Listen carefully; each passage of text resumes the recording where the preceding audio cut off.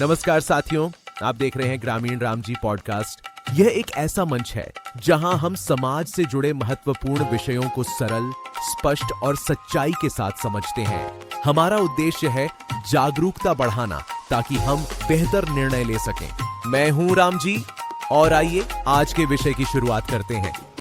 नमस्कार दोस्तों, आप सुन रहे हैं ग्रामीण राम जी पॉडकास्ट, जहां बात होती है जानकारी, अधिकार और आत्मविश्वास की। आज का विषय थोड़ा संवेदनशील है, लेकिन जरूरी है। क्या आज भी हमारे गांव में अंधविश्वास के कारण लोग जान और जमीन दोनों खो रहे हैं? इसी पर बात करने के लिए हमारे साथ हैं ग्रामीण राम जी के संस्थापक राम जी। धन्यवाद श्रुति। आज हम धर्म की नहीं, अंधविश्वास की बात करेंगे और बात करेंगे आंकड़ों के साथ। सबसे पहले हम बात करते हैं एक बहुत ही आम और अक्सर जानलेवा समस्या की, सांप काटना।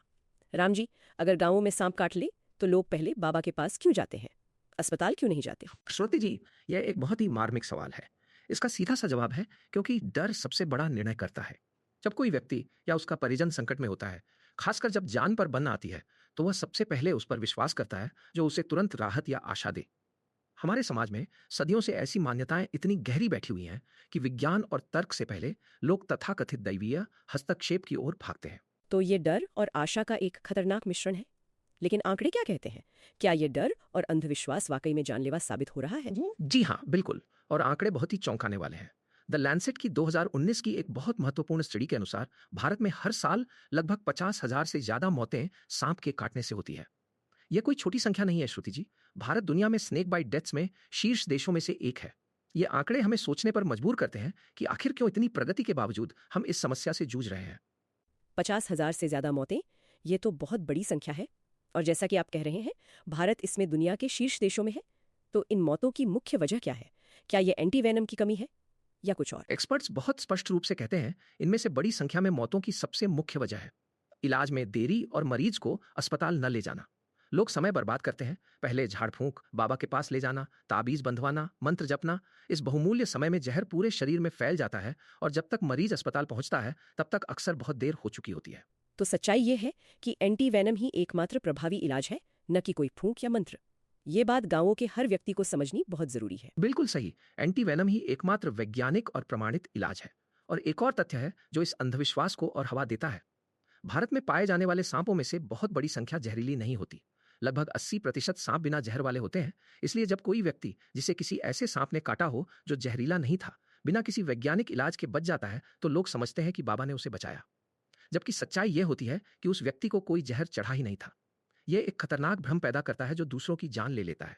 ये तो बहुत ही गंभीर बात है। यानी अगर किसी को जहरीले सांप ने काटा है तो वह बाबा के पास जाकर अपनी जान गंवा देगा, ये सोचकर कि दूसरा तो बच गया था। ये जानकारी तो हर घर तक पहुंचनी चाहिए। सही कहा। और यह सिर्फ जानकारी नहीं, यह जीवन और मृत्यु का सवाल है। हमें लोगों को यह बताना होगा कि जब बात जान बचाने की हो तो सिर्फ विज्ञान पर भरोसा करें, अस्पताल जाएं, एंटीवेनम लगवाएं। यही एकमात्र रास्ता है। चलिए अब बात करते हैं एक और दुखद पहलू पर, छोटे बच्चों की बीमारी। राम जी, बच्चों की बीमारी, खासकर पीलिया या जॉन्डिस के मामले में ग्रामीण इलाकों में आज भी पारंपरिक इलाज को क्यों प्राथमिकता दी जाती है? ये तो और भी दर्दनाक है ना? श्रुति जी, यह और भी दर्दनाक है। बच्चों की मासूमियत और उनकी नाजुक जान के साथ खिलवाड़ करना सबसे बड़ा पाप है। पीलिया यानी जॉन्डिस अक्सर हेपेटाइटिस ए या ई संक्रमण या लीवर की गंभीर समस्या से होता है। यह एक ऐसा लक्षण है जो शरीर में किसी न किसी अंदरूनी गड़बड़ी का संकेत देता है। अगर इसे गंभीरता से न लिया जाए, खासकर नवजात शिशुओं में, तो यह मस्तिष्क को स्थायी क्षति पहुंचा सकता है, जिसे कर्निकेटेरस कहते हैं, या फिर लीवर फेलियर का कारण बन सकता है। और ऐसे मामलों में विश्व स्वास्थ्य संगठन WHO और national family health survey NFHS के आंकड़े क्या कहते हैं? WHO के अनुसार भारत में संक्रामक बीमारियां 5 साल से कम उम्र के बच्चों की मौत के प्रमुख कारणों में से है। यह एक बहुत ही गंभीर समस्या है।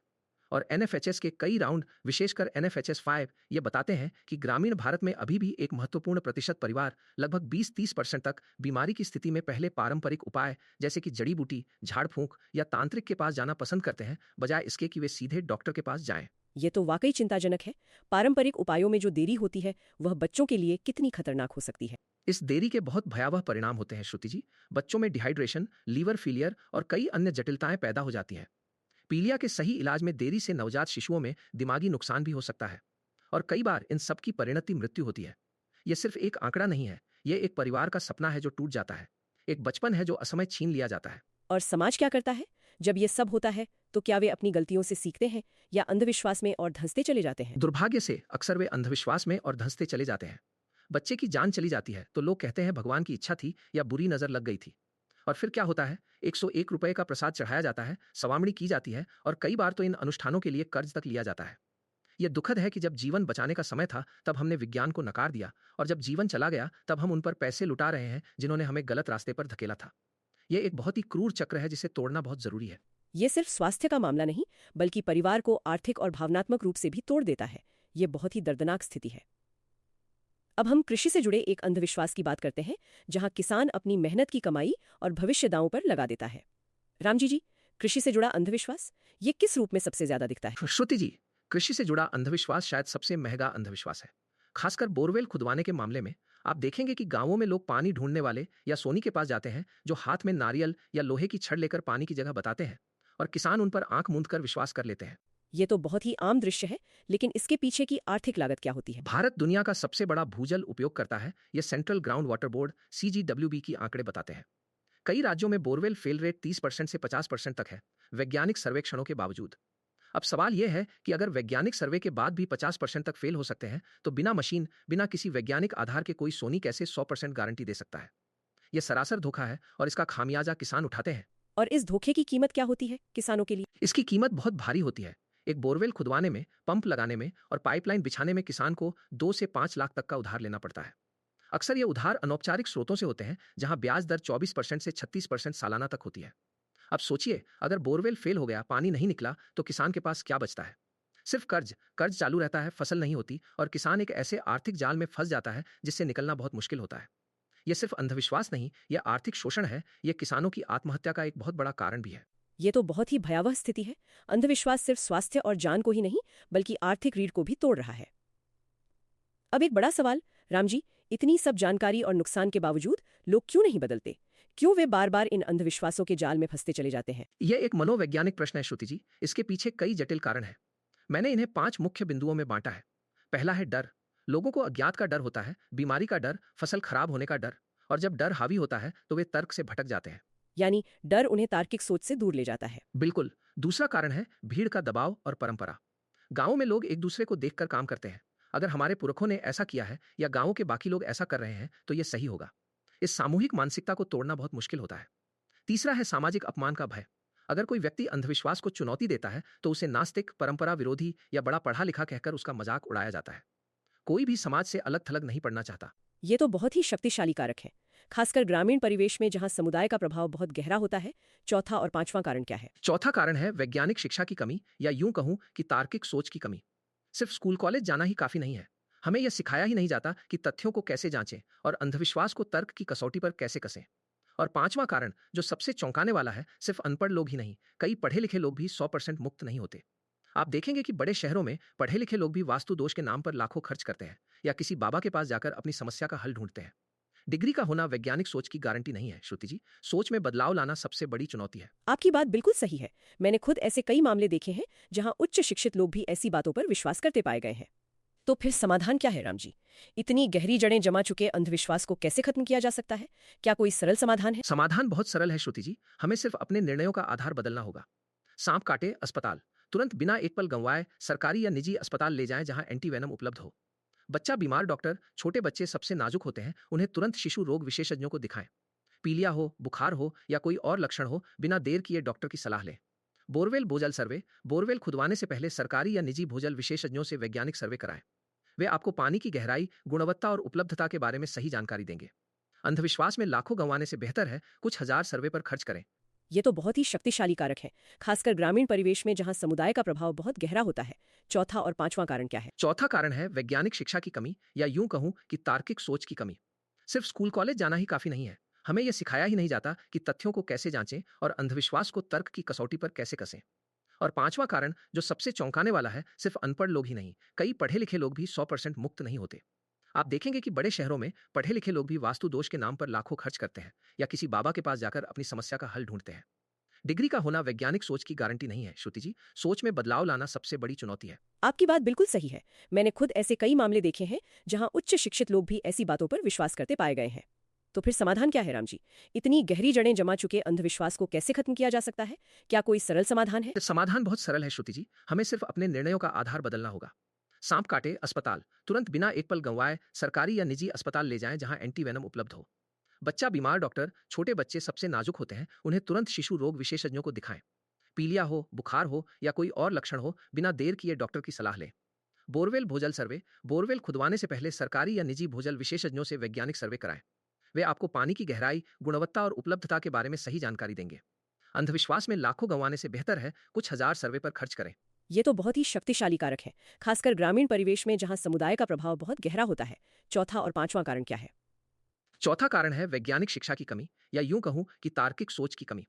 सिर्फ स्कूल कॉलेज जाना ही काफी नहीं है। हमें यह सिखाया ही नहीं जाता कि तथ्यों को कैसे जांचें और अंधविश्वास को तर्क की कसौटी पर कैसे कसें। और पांचवा कारण जो सबसे चौंकाने वाला है, सिर्फ अनपढ़ लोग ही नहीं, कई पढ़े लिखे लोग भी 100% मुक्त नहीं होते। आप देखेंगे कि बड़े शहरों में पढ़े लिखे लोग भी वास्तु दोष के नाम पर लाखों खर्च करते हैं या किसी बाबा के पास जाकर अपनी समस्या का हल ढूंढते हैं। डिग्री का होना वैज्ञानिक सोच की गारंटी नहीं है श्रुति जी। सोच में बदलाव लाना सबसे बड़ी चुनौती है। आपकी बात बिल्कुल सही है। मैंने खुद ऐसे कई मामले देखे हैं जहां उच्च शिक्षित लोग भी ऐसी बातों पर विश्वास करते पाए गए हैं। तो फिर समाधान क्या है राम जी? इतनी गहरी जड़ें जमा चुके अंधविश्वास को कैसे खत्म किया जा सकता है?